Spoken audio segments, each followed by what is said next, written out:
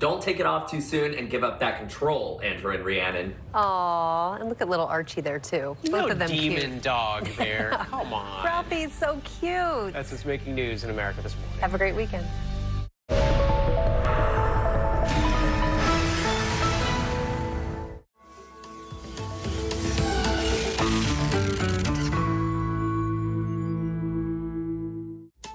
It's Friday, March 31st, and a former president is being charged with a crime.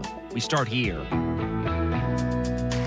Donald Trump becomes the first American president indicted by a grand jury. He will have to be booked and processed. Our team will break down the case, the implications, and what happens next. There are arrests, then there's hostage taking. Russia has become bolder and bolder about taking Americans hostage in order to try and basically use them as bargaining chips. The latest American arrested in Russia is a journalist, and only 4 people have ever been cured of HIV. Now there might be a 5th. I feel like my heart just sinks.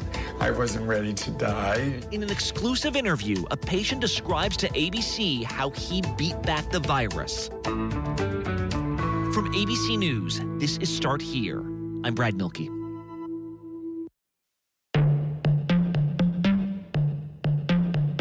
Usually, everything about a grand jury is supposed to be secret. Whether at the state level or at the federal level, these are the people who hear facts about cases from prosecutors and then recommend whether there's enough there to file a charge. Of course, when a grand jury is hearing a criminal case against a former president, it gets really tough to keep a secret. There are signs that the Manhattan DA is wrapping up an investigation into Trump's involvement in a hush money payment. Prosecutorial misconduct is their new tool, and they are willing to use it at levels never seen before. And for weeks, we've known the Manhattan District Attorney has been calling in witnesses for a grand jury to hear accusations that during his first campaign, Donald Trump arranged hush money payments for porn star Stormy Daniels. My attorney and I are committed to making sure that everyone finds out the truth. Hush money's not necessarily illegal, but lying about the payments on important documents could be. But in these secret proceedings, again, we don't know what these witnesses have been saying. They want to attack me on the 5 counts of the tax evasion or the misrepresentation to the bank. You are a convicted liar. No, no. Hold on 1 second, George. I pled guilty. It was no secret that the DA thought he was coming close to getting this grand jury to a vote. But again, we had no idea when or what they might say. Breaking news at this hour, a grand jury here in New York City has just handed up an indictment. But yesterday, this exploded into public view as Donald Trump became the first president, current or former, in the history of this country to be indicted for a crime. Let's go straight to ABC senior investigative reporter Aaron Katersky, who was at that courthouse as this all happened, as well as ABC legal contributor Kate Shaw, who joins us from home. Aaron, the former president of the United States has been indicted for what? What is the charge?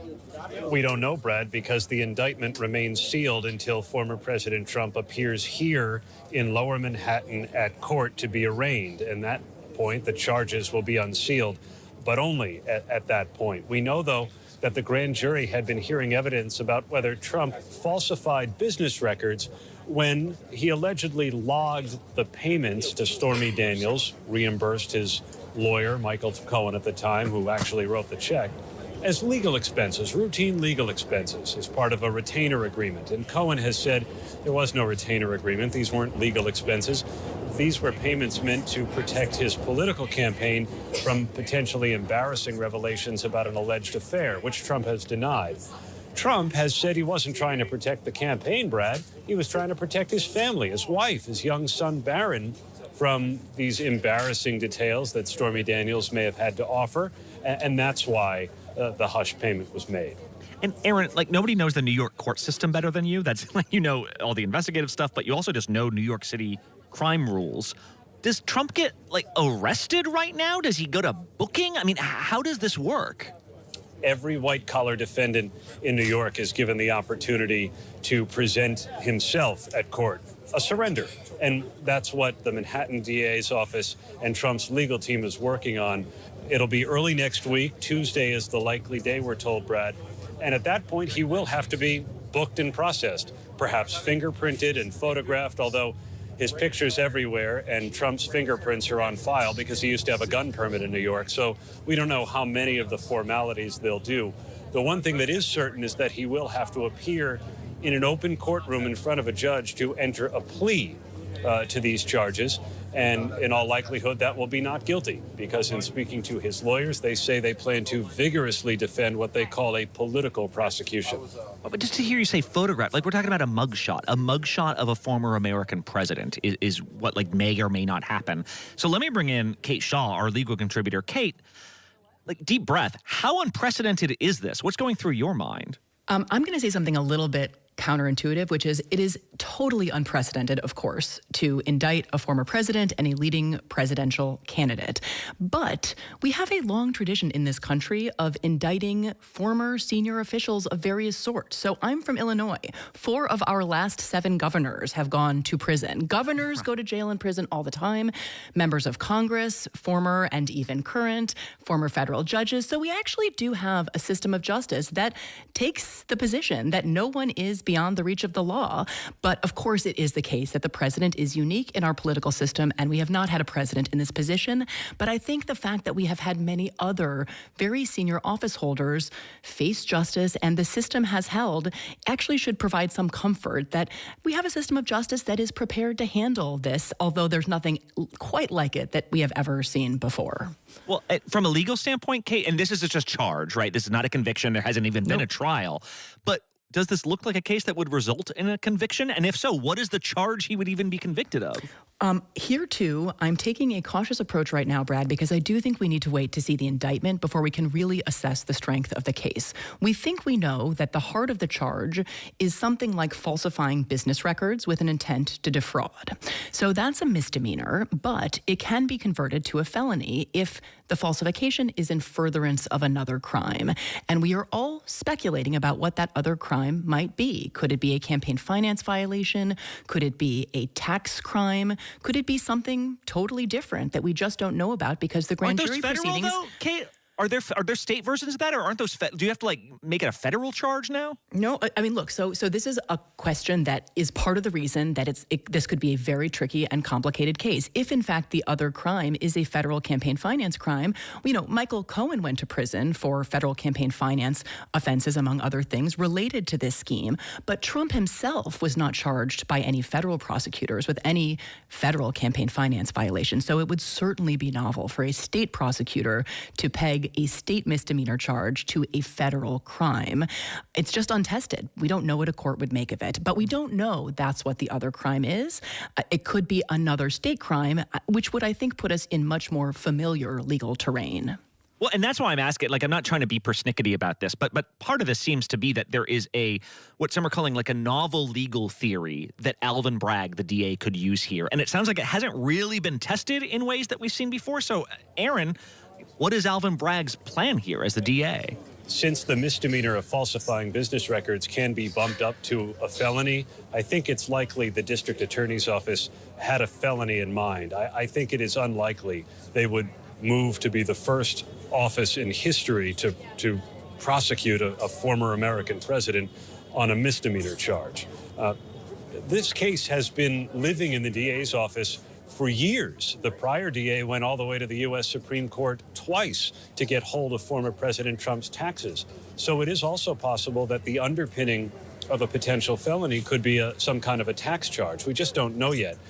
But for the district attorney's office, there's a lot riding on this case. Alvin Bragg has already won a Trump-related conviction in convicting his company, the Trump Organization, of tax fraud. And he has always said that his investigation continues and that he will continue to follow the facts and the law. What does the former president say? The former president says, Brad, that Alvin Bragg, the DA, is trying to take down an election, trying to lean for the Democrats. He's a Democrat, Bragg, who was elected, a year and change ago. And to Trump, this is all about putting the thumb on the scale for the Democrats, or at least for another Republican candidate. But Trump is the only declared candidate in the Republican race so far, and has to then be considered the front runner. And to him, this is just a persecution. Well, and that actually brings up a good point, because Kate, what does this mean for Trump from a campaign standpoint? Because he's not only a former president, he's also a candidate for president. He wants to be one in the future. Yeah, look, as a technical matter, it has no impact on his ability legally to run for president. The Constitution has just a few criteria in it for, qualifying for, a few qualifications to run for president. You have to be 35, you have to be a natural born citizen, you have to be a resident. That's about it. So not under criminal investigation, not under indictment, not convicted or even incarcerated. None of those things are requirements to run for president. So as a legal and constitutional matter, this has no bearing on former President Trump's ability to run again. There could be practical limitations that these proceedings impose. Obviously, if we were looking at incarceration, that might be an enormous practical problem, but that's something that would be way down the road if it ever happened. But it is interesting, and I think surprising to some people, that there's nothing in the law that, there's no way in which there's a legal impact on the ability to run for president that these proceedings impose. But of course, this will all be viewed politically. And I think I'll probably leave to the political commentators the assessment of whether this helps or hurts Trump politically. But, as a legal matter, it really is essentially just there are practical limitations, and he'll have to at some point be arraigned, and so he can't be campaigning, and there will be other court dates, and those will be, a potential imposition. But he is, constitutionally eligible to run for president, and this doesn't change that one bit. Well, and Aaron, we keep talking about how unprecedented all this is. Could this just be the beginning of what we think of like never been done before sorts of charges? Because if you got the Stormy Daniels thing, there are others perhaps on the horizon. But the other things that former President Trump could be indicted on and convicted of have to do with January 6th, with tampering with the election results in Georgia, with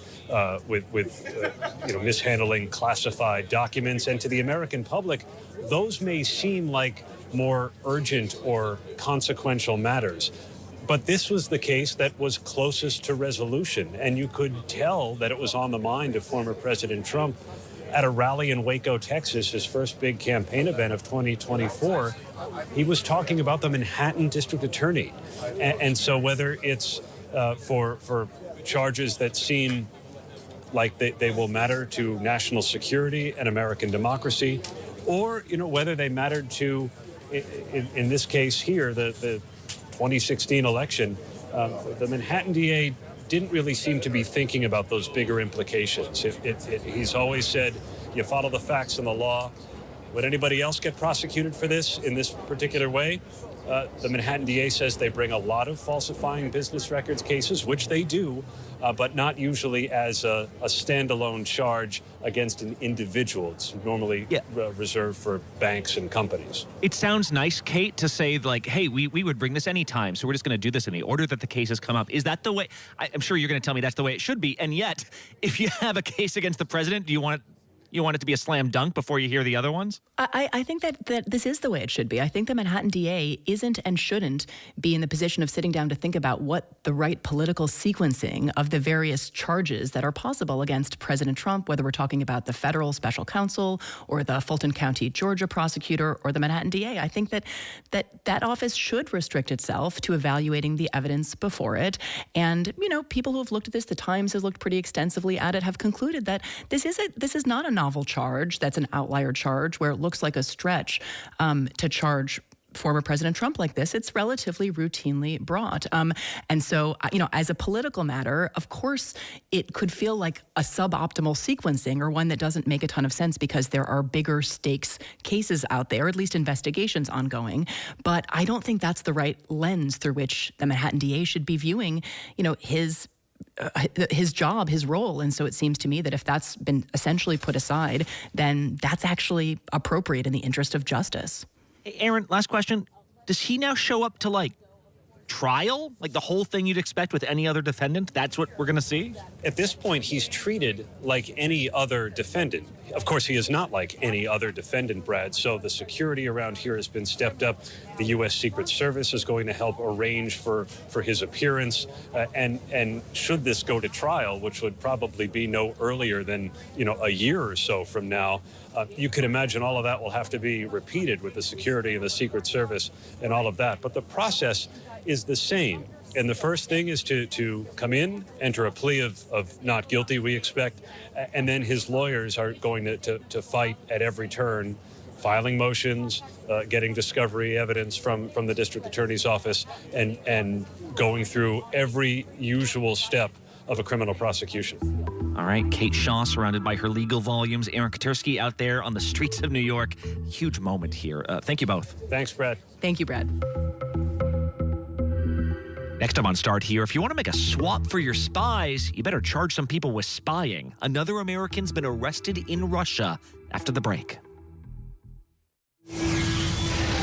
More Americans choose ABC News, America's #1 news source.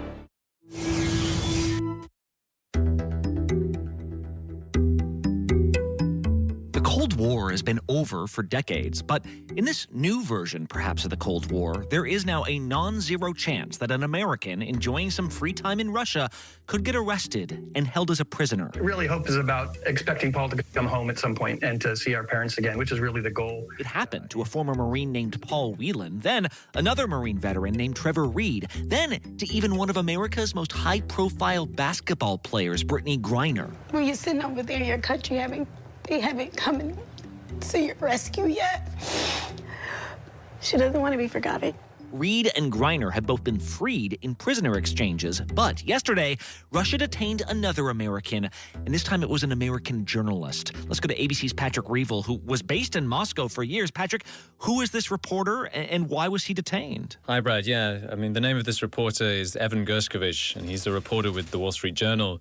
And he's covered Russia for years. I mean, I have known Evan 4 years, and I know him fairly well.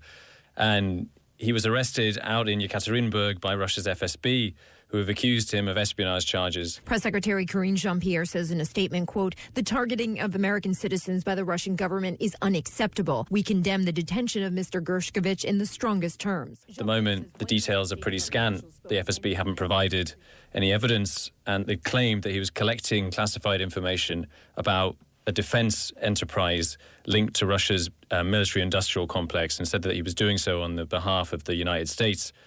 I think already people are very concerned that essentially these charges might have been fabricated and that he has essentially been taken hostage in the same way that Brittany Griner was and that Paul Whelan has been.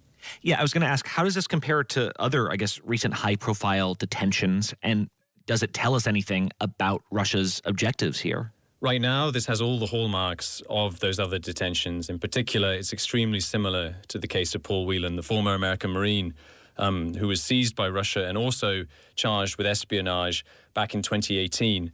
And those charges, his family in the USA, are fabricated in order to keep Paul Whelan as a hostage and to use him basically as a bargaining chip. It's very difficult to get the Russian government to tell you the truth about what's going on.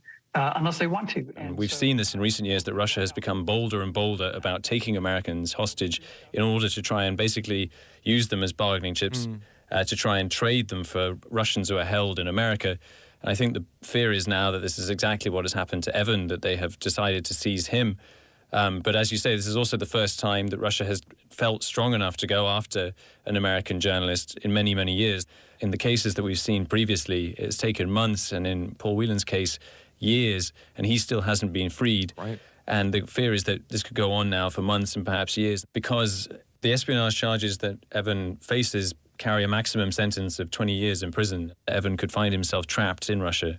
Well, and if this is fabricated, why is espionage the thing we seem to see over and over here? Because if you wanted to get somebody charged with a crime, you could plant drugs on them if you wanted, right? You could plant an eyewitness who said they saw them doing something bad, and yet we see these accusations of Americans spying on them. Is there a practical reason for that, or is it just like a better story to sell with the Russian public? What is it? So in the case of Brittany Griner, it was trumped up drug charges, right?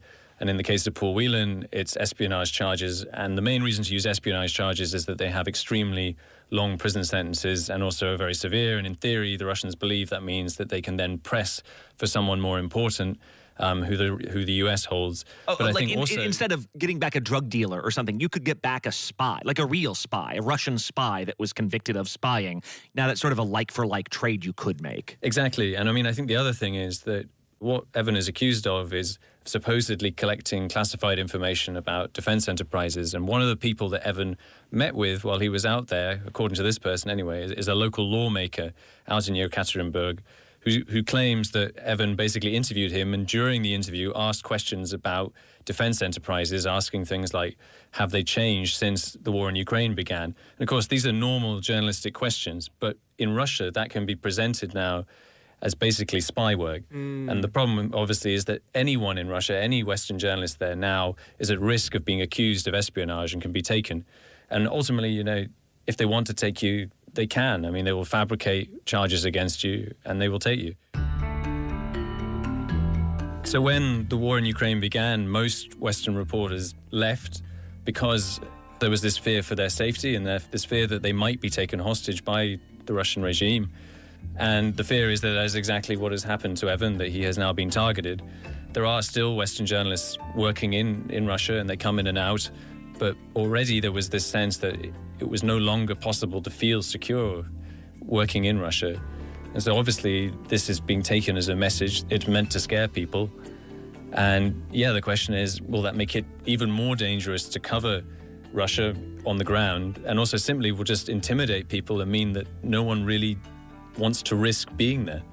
Yeah, the Committee to Protect Journalists said this is the latest in a long line of attempts by Russia to use national security laws to silence reporting. And the Wall Street Journal, we should say, says these accusations are false and that they are standing by Evan and his family. Just huge ramifications for journalists. I mean, Patrick Reevell reporting from London right now. Thank you so much. Thanks, Brad. All right, one more quick break. When we come back, there aren't that many people on the planet to talk to that have been cured of HIV. Well, Juju Chang just interviewed one of them. You're going to want to stick around for this. One Last Thing is next.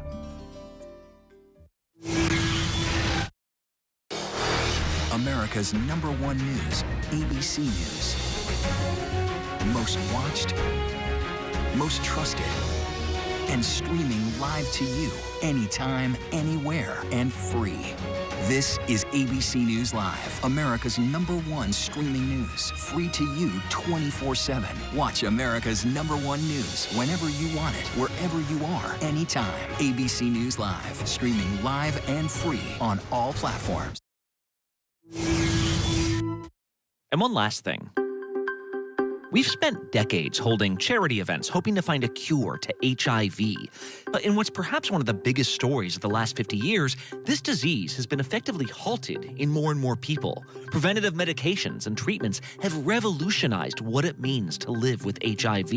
And yet a cure is still basically unheard of. Out of millions diagnosed and the 1.2 million people living with HIV today, only 4 people in history have ever been deemed cured. Well, there now appears to be a 5th. What was it like, sort of walking into the history books? You know, I'm really happy I'm able to come out and tell my story. In his very first interview since being treated, Paul Edmonds spoke exclusively to ABC's Juju Chang, and he told her in some ways he's really lived the entire story of HIV in America. And I just knew I was different. He grew up in a Southern Baptist household in Georgia. When he headed to San Francisco, he says, he experienced for the first time what it felt like to be a proud, liberated gay man. But then a new virus began killing his friends one by one. And there was so much fear and stigma. He said people were shunning each other. There was so much misinformation at the time. Well, it was quite scary because no one really knew what was happening. What did people call it? As a gay cancer. But then he started seeing friends die. And he told me this incredibly poignant thing that every Friday they would get out the gay newspaper and they would look for their friends in the obituary. And it was this haunting time. He was afraid to get tested. When he did, he found out he'd contracted the disease. Through the 90s, there were treatments for HIV, but these medications were debilitating. Paul toughed it out, he managed to survive, and eventually those treatments improved, which brings us to a few years ago. He found out he had leukemia, which is a growing concern among men who have lived with HIV for a long time, and women for that matter. And so in order to cure the leukemia, he had to get a bone marrow transplant. What was your gut reaction? What was your immediate reaction? Well, my immediate reaction was, I felt like my heart just sinks. What kept you going? That positive attitude. I wasn't ready to die. The concern for his doctors, first and foremost, was dealing with the leukemia. They arranged a bone marrow transplant. But they noticed something in recent years, that when patients positive for HIV had gotten bone marrow transplants, a couple of them had basically inherited a genetic mutation from their donors, a mutation that rendered them immune to HIV. And it's a rare genetic mutation. Only 1% of the population has it, where their immune system essentially fights off HIV naturally. So these doctors went hunting for that mutation. They sought out these stem cells. After his transplant, Paul began to go into remission, not just for leukemia, but for HIV as well. And while combinations of medication are allowing more and more people to have the virus rendered undetectable in their systems, Paul was even able to go off his medications, and the remission continued. He hasn't taken HIV meds in 2 years. What was that like after 30 years of taking HIV medications? What was it like going off? Well, kind of unreal. It was really hard to totally believe it. This has a couple profound implications. For one, doctors are always trying to make this less and less invasive, so it might be available to more patients. More lives could be saved. Two, this continues to shine a light on how important bone marrow transplants can be. Our own Robin Roberts' life was saved because she found a match. So doctors say, in addition to getting tested for HIV, super important since it's easier to prevent than it is to cure, we should all remember the power of giving our own bone marrow. I was incredibly grateful. I was grateful to be alive. I was grateful there was a donor. Very, very grateful. And now, sitting next to his husband, Paul could become part of this 5-member club that's been officially cured of HIV, and he's hoping that club gets larger quickly. Be the match. Just such a simple and powerful idea. By the way, doctors remind us it's not that difficult or invasive to donate your bone marrow, and you can actually get tested to see if you're a match before you do the whole thing. They will try to pair you. We'll have info on who you can contact about that in our show notes. Start Here is produced by Kelly Therese, Jen Newman, Brenda Salinas Baker, Vika Aronson, Iru Ekpanobi, Cameron Chertavian, Anthony Ali, and Tara Gimbel. Ariel Chester is our social media producer. Josh Cohan is director of podcast programming. I'm our managing editor. Laura Mayer is our executive producer. Thanks to Lakia Brown, John Newman, Liz Alessi, and our intern, Amira Williams. Special thanks this week to Chris Berry, Nadine Shubailot, Mike Dubusky, and Tim Song. I'm Brad Milkey. See you next week.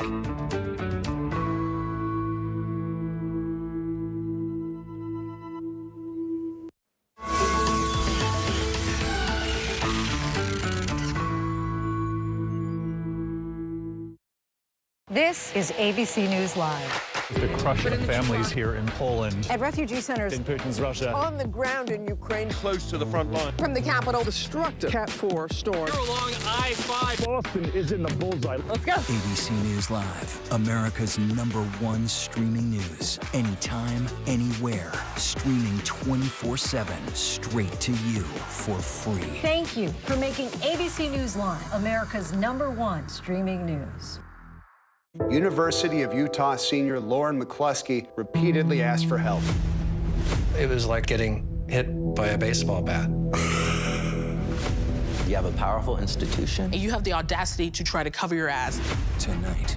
A lot of troubling information was never public until now. Never before seen surveillance video, exclusive interviews. I'm sorry I couldn't protect their daughter. The stunning investigation. Could Lauren's life have been saved? Tonight at 9/8 Central on ABC. With so much happening these days, it's hard to keep up. Things change hour by hour, minute by minute. The historic weather that's now unfolding. The worries on Wall Street. We're bringing you the Right Now. Been a nationwide teacher shortage. The Right Now look at the day ahead. An alert this morning for dog owners. And the key takeaways from the biggest stories. World News Now and America This Morning, America's #1 early morning news. Today does feel a little different. Early mornings on ABC News Live. From America's #1 news source comes the all-new ABC News app. Breaking news, incredible video, faster, smarter, and it can customize to you and your interests. If you love being in the know, you're gonna love this. Experience what all the buzz is about. Experience the all-new ABC News app. Download it now. Reporting from Memphis, Tennessee, I'm Em Wynn. Wherever the story is, we'll take you there. You're streaming ABC News Live.